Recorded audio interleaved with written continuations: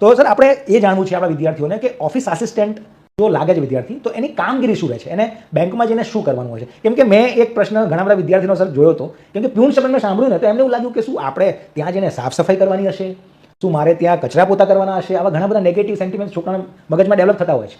તો ખરેખર એમની કામગીરી શું હોય છે આજના સ્ટેજમાં એક ઓફિસ આસિસ્ટન્ટ લાગ્યા પછી?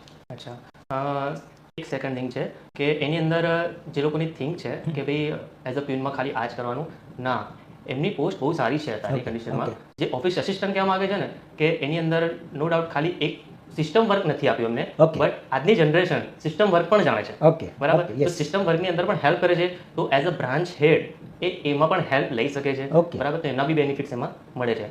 અને જે ઓફિસ અસિસ્ટન્ટનું વર્ક કહેવામાં આવે છે તો અત્યારે ઇંગ્લિશ થ્રુ બધું થઈ ગયું છે, મોસ્ટલી ઇંગ્લિશનું છે. તો જેમ તેમ તો એ છોકરો લાગ્યો નહીં હોય, મહેનત કરી હશે, ઇંગ્લિશ આવડતું હશે, તો જે વાઉચર, જે કામગીરીની અંદર જે વાઉચરો આવે છે દિવસના દરમિયાનના, એ સ્ટિચિંગ કરવાના આવે છે, બરાબર? સ્ટિચિંગ કર્યા પછી એને સંભાળવાના, એક ફાઇલો ક્યાં મૂકવી, આ બધું વર્ક એમાં આવે છે.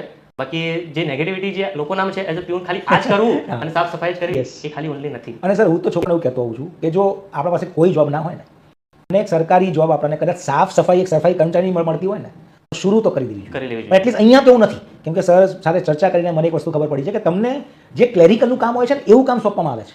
જો તમારું ટેલેન્ટ સારું હશે તો તમને પહેલા દિવસે પીસી પણ આપી દેવામાં આવશે. એટલે તમારું કામ કેવું છે, એક મલ્ટીટાસ્કિંગ સ્ટાફ જેવું છે. એ તમારે જ્યાં ક્લર્ક છે, ઓફિસર છે, એમને મદદરૂપ થવાનું છે. તમારે જે પોસ્ટ આવે છે એને થોડું સોર્ટિંગ કરવાનું હોય છે. ત્યાં કસ્ટમર્સ જે આવે છે એમને હેલ્પ કરવાની હોય છે કે ચેક કેવી રીતે ભરવો, જમા ક્યાં કરવો, કેશ માટે ક્યાં જવું, કોને મળવું, આ બધા તમારા મેઇન કામ હોય છે. સપોઝ કે બેંકની અંદર રિકવરી, મેં મારી સર્વિસની અંદર મેં બેંકને બી વધારે ફાયદા પાડે છે, કારણ કે મારી જે સ્કિલ હતી લોકોને કન્વિન્સ કરવાની, તો એ ઇન્ડેક્સથી મને મારા સાહેબે મને મોર્નિંગમાં આવું તો મને રિકવરીમાં સાથે લઈ જાય. સેકન્ડ થિંગ કે જે સાથે જે સહકર્મી હોય છે, ઓફિસર, મેનેજર, સપોઝ કે હિન્દી બોલી શકતા હોય, ગુજરાતીમાં એમને બોલવાની તકલીફ પડતી હોય, તો એમની સાથે જો એક ગુજરાતી પર્સન જાય છે તો જે સામે જેમની પાસે રિકવરી કરવાની છે કે ભાઈ તમે પૈસા ક્યારે ભરશો, શું છે, તો એ લોકો હિન્દી સમજી નહીં શકતા અને ગુજરાતી લેંગ્વેજ બી જલ્દી સરળમાં સમજી જાય છે. તો એનો ફાયદો પણ એઝ અ સબસ્ટાફ મારી જોડેથી લીધો છે.